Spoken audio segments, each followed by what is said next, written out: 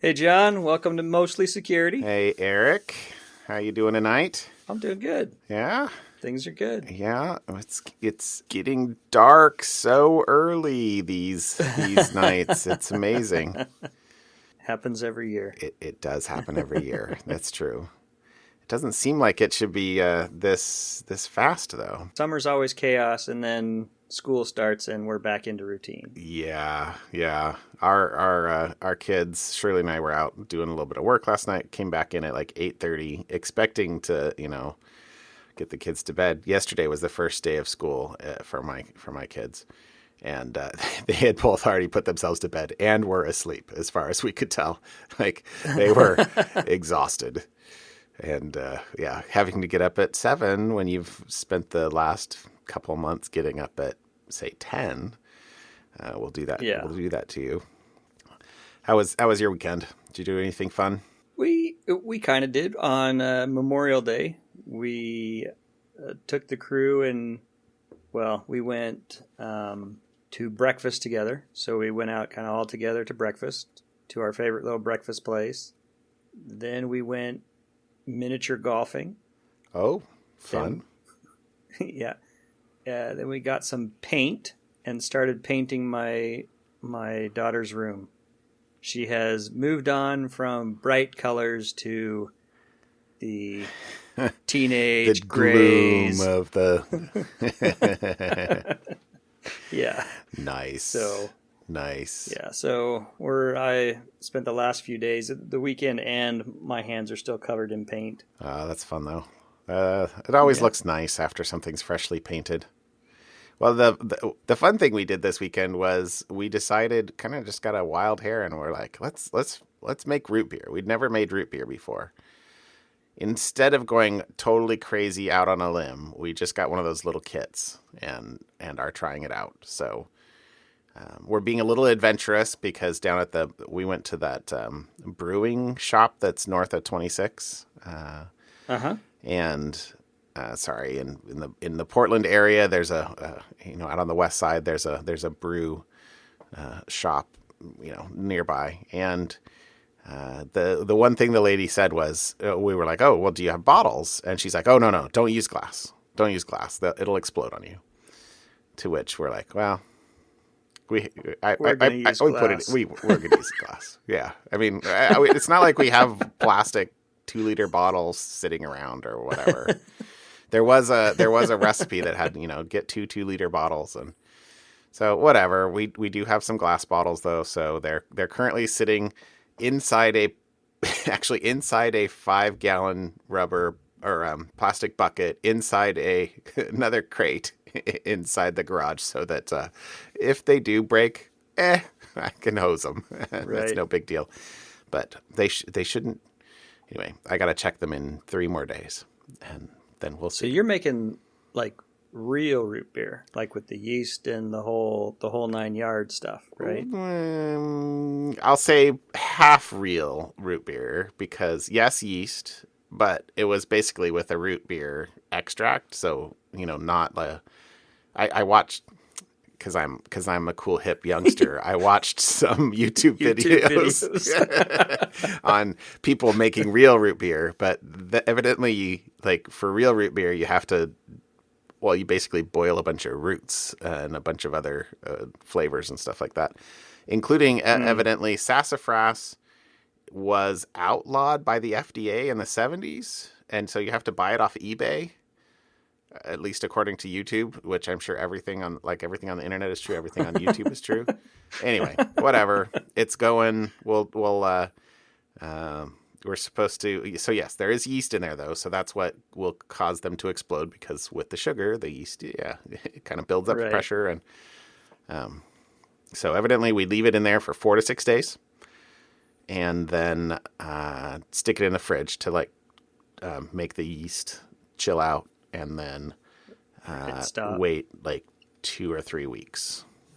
So we'll see. Oh, so you're in this for the long haul. This isn't just kind of a let's do this weekend, and then in a couple of days we'll have some root beer to drink.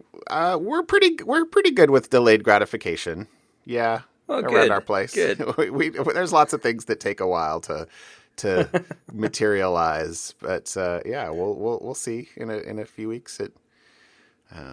But it was mostly just going with the whole like extract. It literally took 1 tablespoon of extract to flavor essentially the 4 liters of material. And obviously there was sugar in there too. Sugar, but that was pretty much it. Water, sugar, yeast, and the extract. And oh my gosh, does it smell like root beer? Just FYI. We used to make root beer when I was a kid with my dad, and mostly it was a 5-gallon bucket, sugar, water, root beer extract, and then a whole bunch of dry ice. And the dry ice is what made the carbonation, and then you could pretty much drink it immediately. Yes, that sounds like root beer for the impatient. Yes, that would be me. Yeah. Okay. Yeah. I don't know. Not so good with delayed gratification. I'm pretty sure the yeast doesn't add any flavor. So, we took a little sip of it when it was there and it was like, oh, kind of tastes like root beer. So kind of like flat root beer, but well, we'll see. Well, I look forward to follow up in 2 to 3 weeks. Yeah, we'll see. And yeah, good luck cutting half of that out. Sorry, that wasn't supposed to be so long. Whatever. Let's see. Well, moving on a little bit. I only had one minor little bit of follow up, but it's also kind of personal here, which was my fun thing last week was the "What About Code" article, and I totally texted it to my son, who is still or at least last week he was spending an inordinately amount of long time in his bedroom because he's got a broken ankle. So of course he's he can't get out and do stuff that much, but. And I caught him reading the article, so I was like, "Okay, cool. I won't be cool, Dad. I won't grill. I'll be like, oh, okay, all right. Let me know if you have any questions." Cool. So we'll see. I don't think he finished it because it's very, very, very long, and he's got other things that we've made him do, but. Well, hey, how about topics? What do you got for me tonight? Google Chrome turned 10 years old. Wow. The Chrome browser, that is. I suppose that also includes Chrome OS and everything else Chrome related, but nah.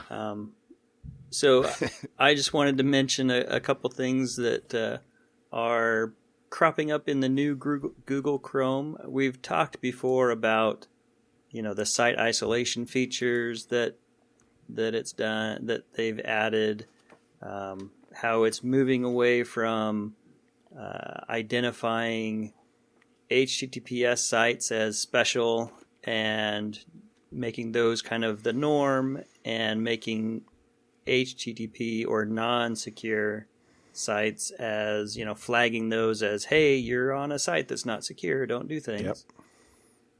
And so just kind of discussing some of the interesting things that Google Chrome has done. If you look at the browser desktop share worldwide, I know we're old guys, so we were around for the early days of NCSA, Mosaic, Netscape versus Internet Explorer. Yep. Starting about 2009, when Chrome came out, it has skyrocketed in pretty much just inverted places with Internet Explorer in terms of market use.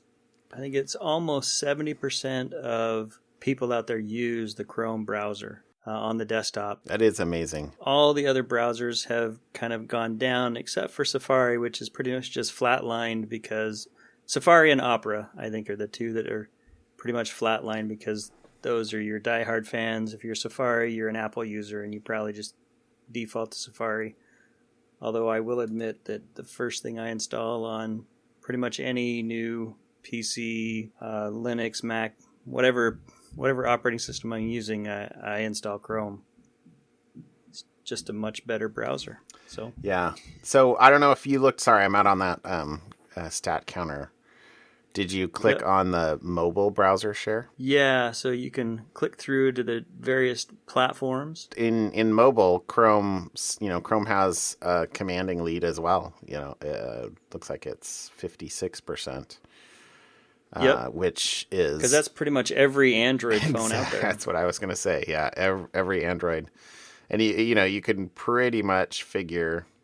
Let's see what's UC browser. That is actually a Chinese browser. Oh, So that is in high use in China. okay. Oh, makes sense then. So, So you can pretty yeah. much get Android, iOS market share numbers, or at least active device numbers by Yeah, proxy from close to looking it. at the browser market share.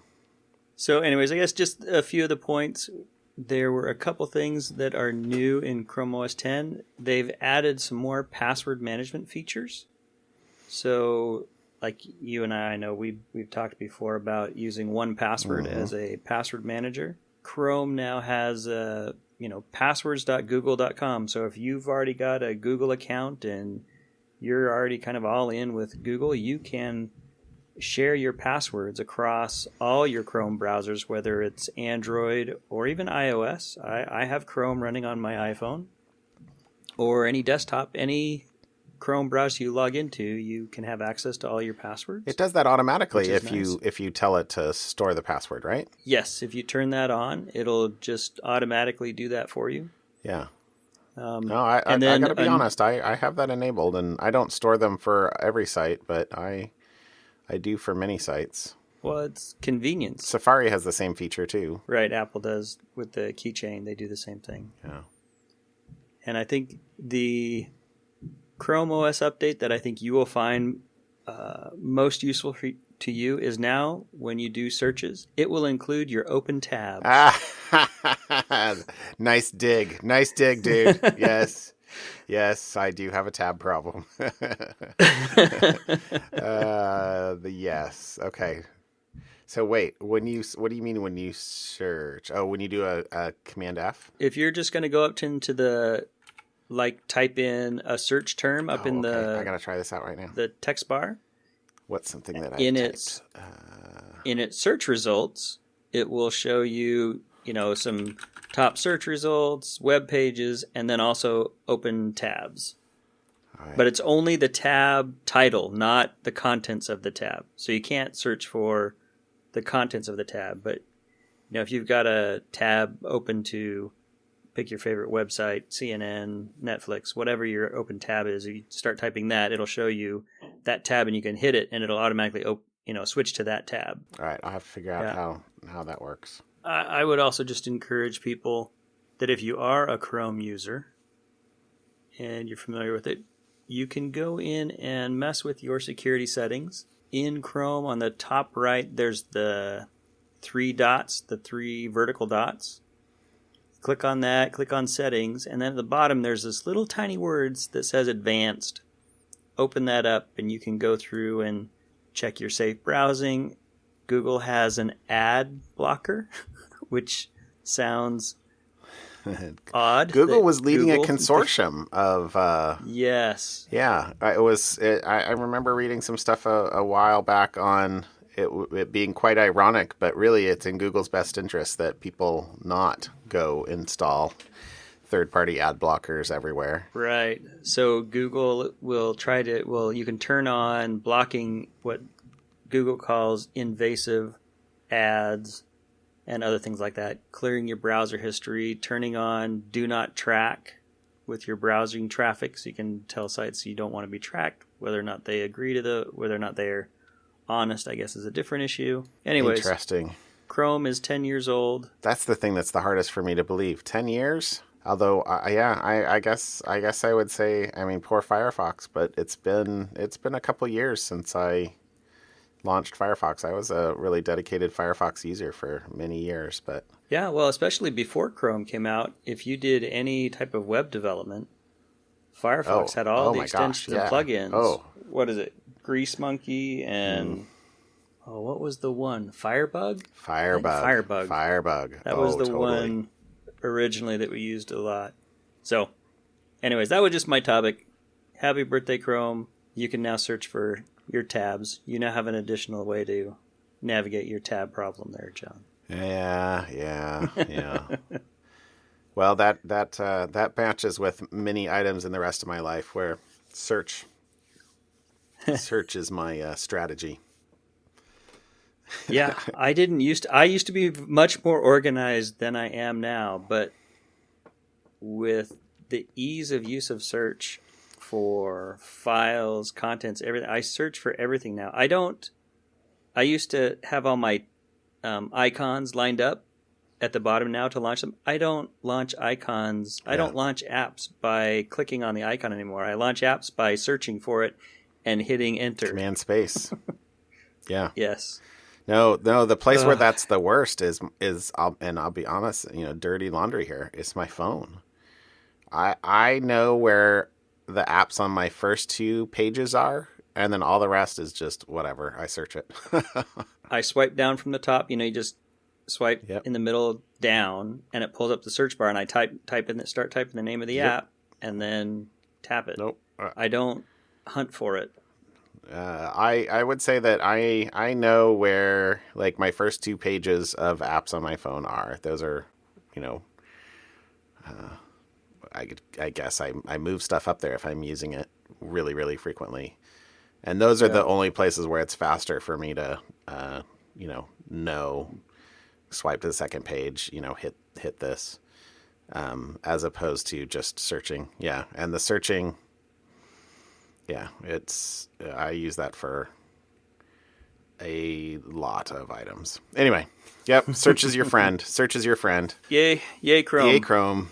Well, I have a security related topic. I don't know if you got a chance to read this article, but mine is an article and about a guy that scanned a lot of websites, scanned the world looking for open .git directories on the website. So Git is a source control program, and one of the ways that it organizes what your source and what changes you've made and what changes other people have made, and basically the whole history is inside a hidden directory .git on in whatever directory you're on your computer, and in Unix nomenclature, the dot directories any name that begins with a dot is generally hidden.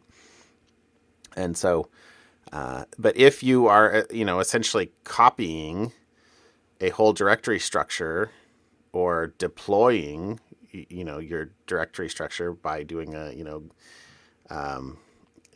get pull or something like that to a web server, it's possible that your .git directory is right there where your web server is configured to serve your site.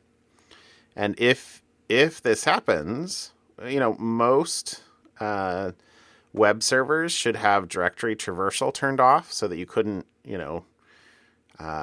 path to a directory and then, have the directory contents shown for you automatically. But if the .git directory is there, and if it is being served up by the web browser, if there isn't a exclusion in the web browser, sorry, not the web browser, but the web server configuration, then you could path directly to website /.git/head, for example, and grab a binary file.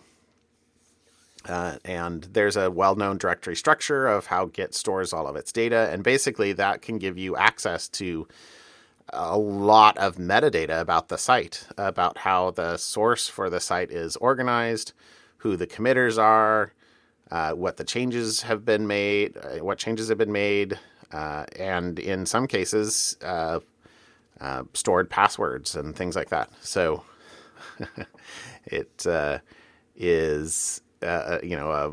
essentially a vulnerability or a misconfiguration that's possible. And so this guy from Czechoslovakia wrote a little project that basically scanned a list of several thousand, I think. I got to pull this back up.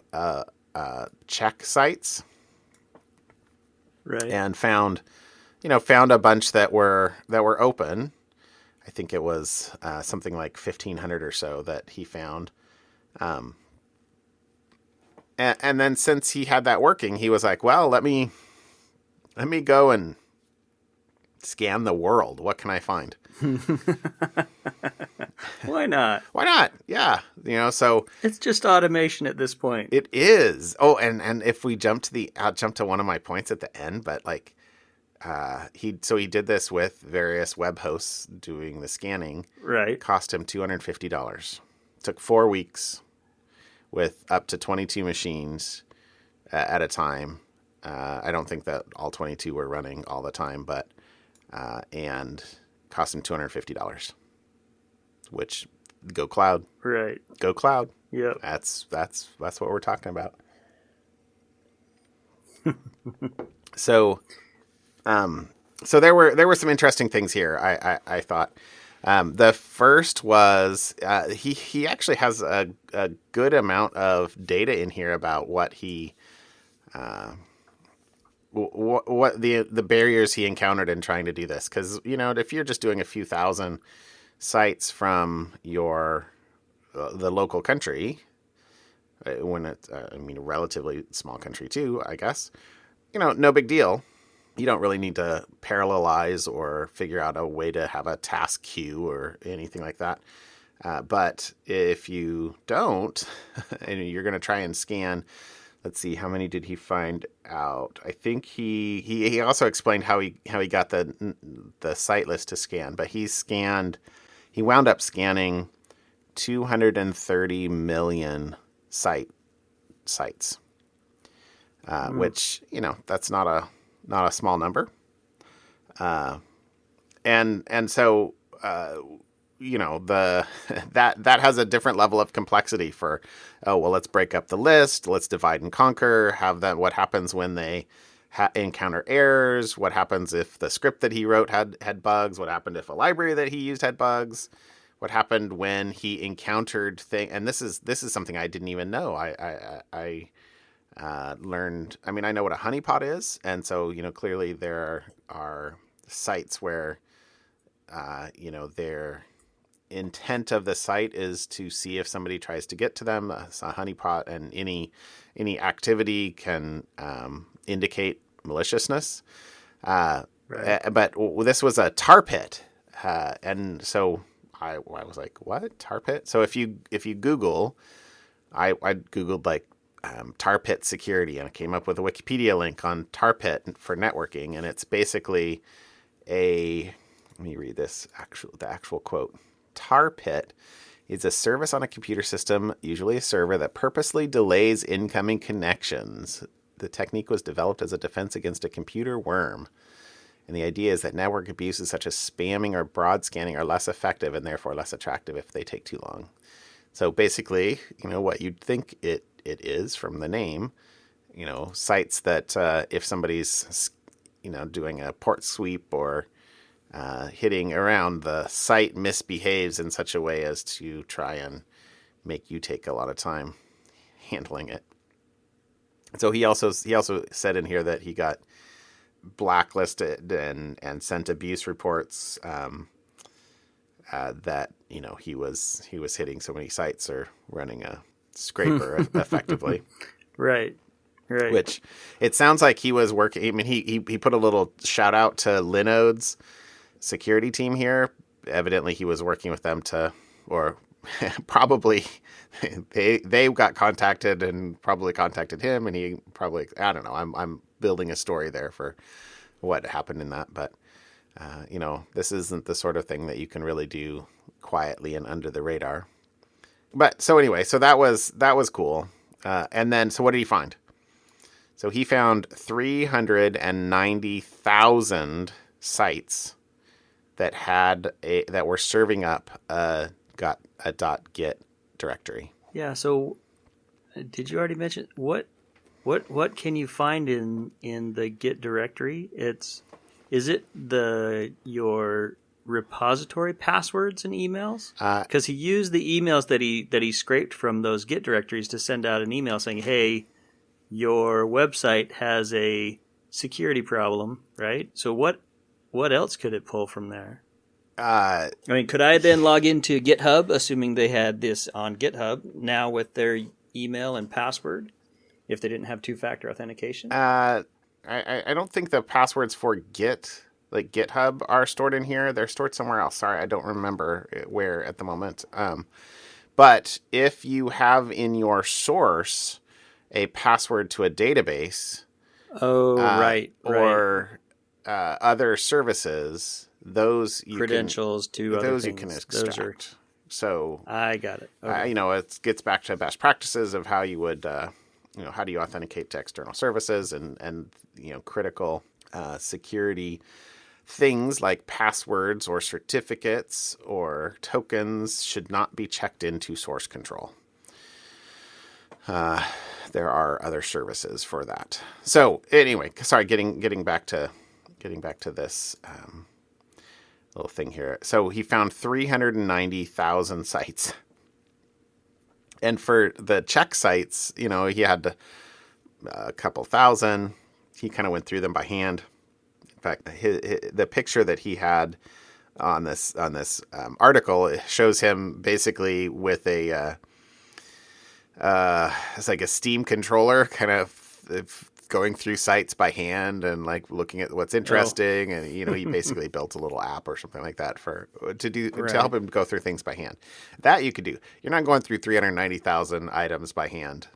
So he smartly parsed out of the refs file or something like that. Anyway, so he basically parsed out email addresses as out of the directory structure, and then went through a bunch of work to kind of compress and indicate or dedupe emails if the same person's responsible for 1,000 different sites. You don't need to send him 1,000 different emails. You can send him one and indicate that. Anyway, so Right. he sounded like, this seems like somebody that went like way above and beyond. I mean, it's very, it's cool. I mean, I don't know.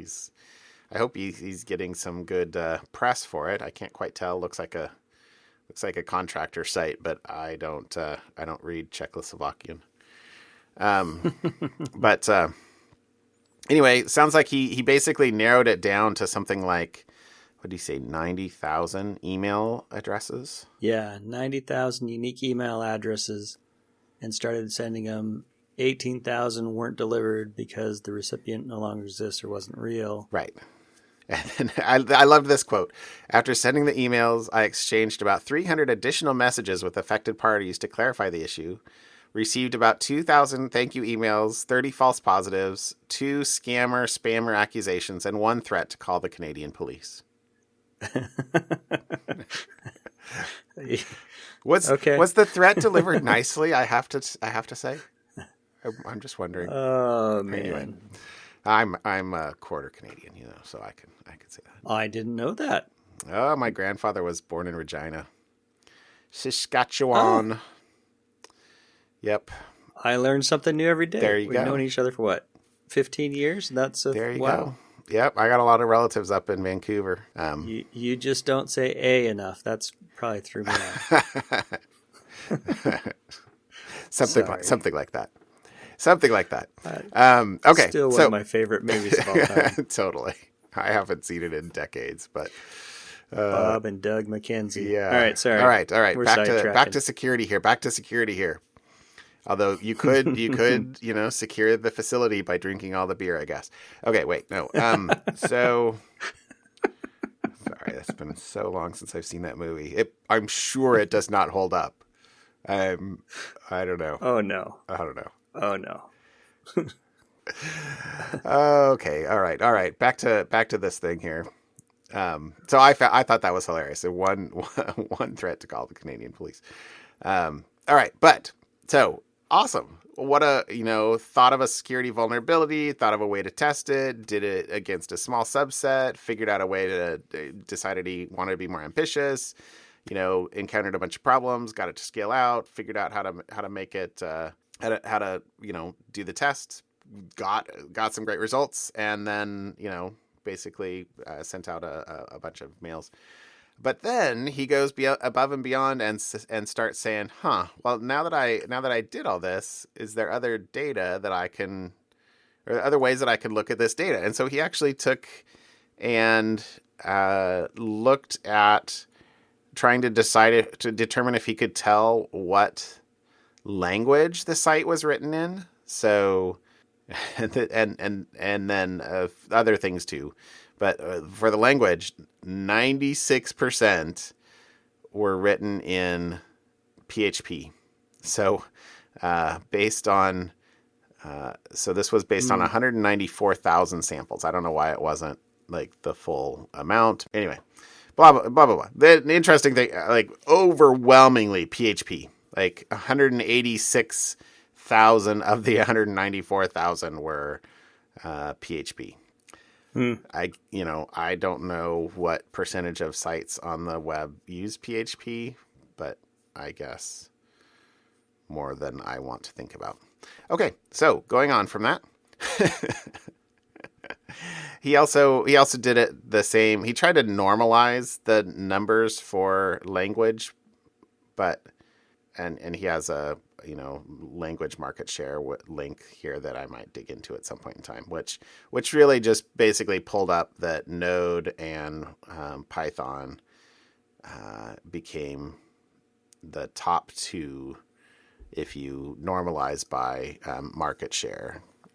And then, okay, yeah, it makes sense. Those are the top three languages of the web, followed by the fourth language is Ruby. And then the fifth would be Perl, which is a little bit surprising to me. I didn't realize Perl was in widespread use still. Welcome to 1996. I don't know.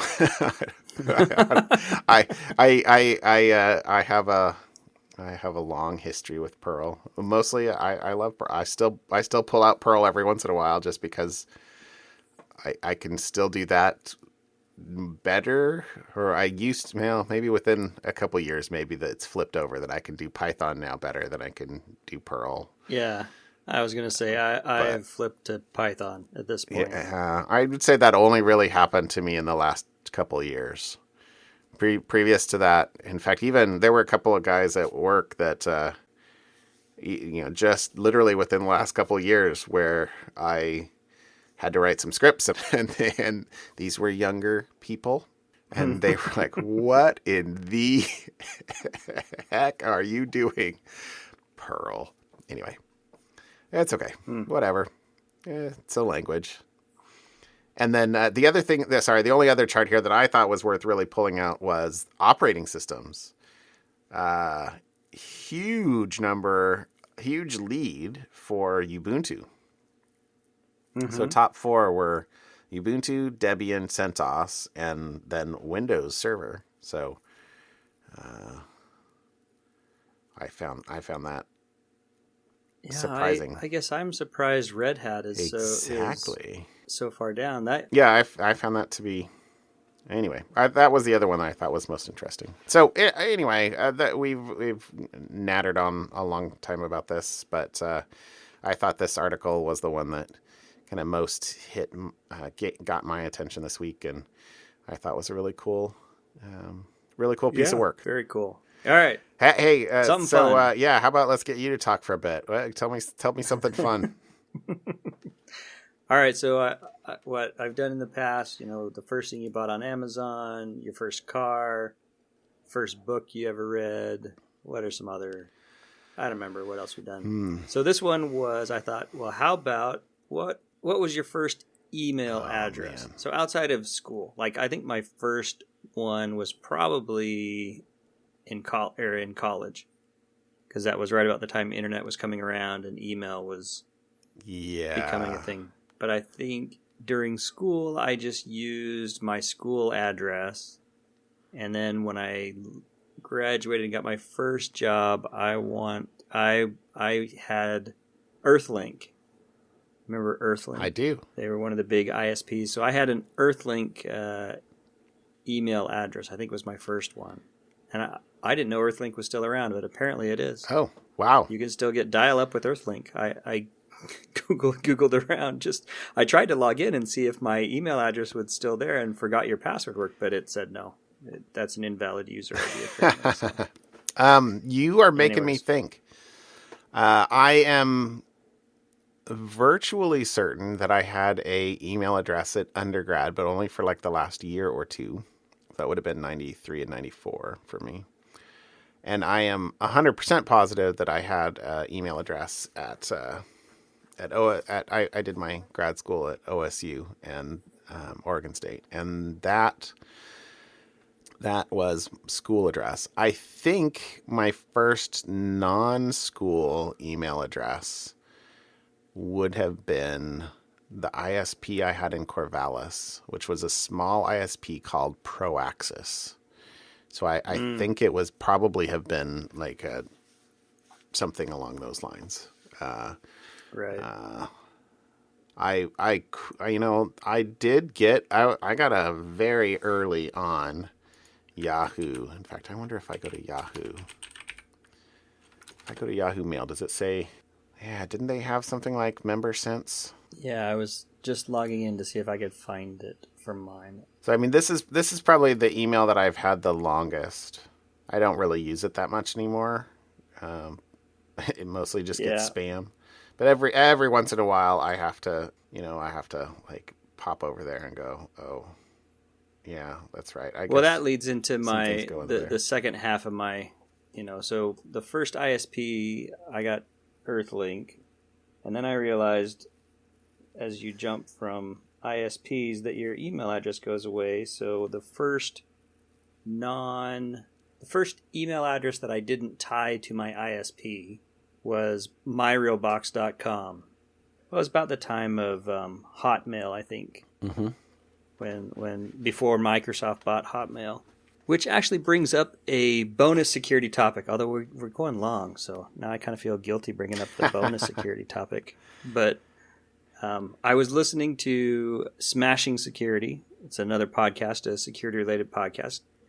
If you have an old email address for a website, and I think, it was in relation to companies.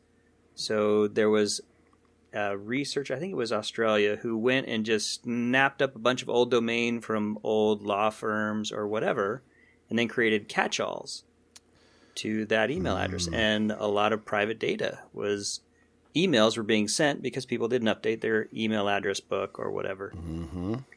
And that got me thinking about this MyRealBox, because I had, Eric at myrealbox.com. That was my email address. And now another company owns that domain. And apparently some company has just got a catch-all listening to email addresses. And I can't remember if I would have signed up for, it's been years, obviously, at this point. Right. Because I had switched over to Gmail in 2003, I think. I stopped using the MyRealBox thing, but just something to keep in mind, that if you get rid of an email address that is a somewhat custom or private, or if you've run your own email server for a while and then decide to get rid of that domain, someone else can take control of that domain. Right. And then use that email if you've got that bound to any accounts to forgot my password. Reset passwords or whatever they want. So also the benefit to just kind of sticking with a non-ISP related or non-transient type service for email. I'll stick with something that is probably going to be in it for the long haul. The Yahoos, the Googles, or Microsoft. I think they're now Outlook.com, I think is right. They have Hotmail tied to Outlook. Apple has Mac.com or Me.com or iCloud.com, whatever the one they use now. So anyways, that was my something fun. Just, hey, think back, what was your first email address, and should you be worried? Yeah. So it's not so fun. Yeah, you and your not so fun things. Yeah, well, I gotta say, it took me a minute to actually come up with the name of that ISP from Corvallis. It's been a while. I don't know if they're still in business, to be honest. but that was a while back. Well, my something fun, and we can make this go pretty quick because we are running long here. But my something fun is a website called webdesignmuseum.org. So this is kind of like the Wayback Machine, but with just screenshots basically of top company websites at various eras, and so you can go to webdesignmuseum.org, and then they've got Apple and Google and eBay and Yahoo. Oh my gosh, look at that eBay page on the from 2002. I don't know if it shows the same thing every time you go back, but the eBay of 2002 was a real. Let's say that's not a Spartan design. What's the word for lots of white space and easy to read and draws your eye? No, it's an assault. I'm not sure which is worse, that or the ICQ.com of the same era.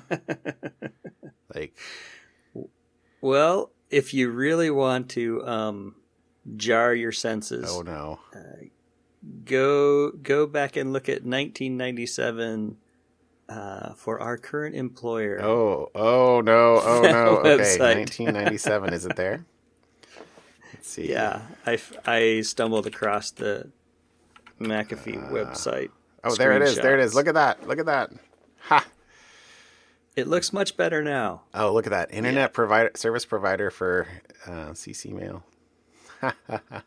Oh, yeah. Anyways, that could be a fun. Oh, hey, there was this thing called MySpace. Yeah, once upon a time.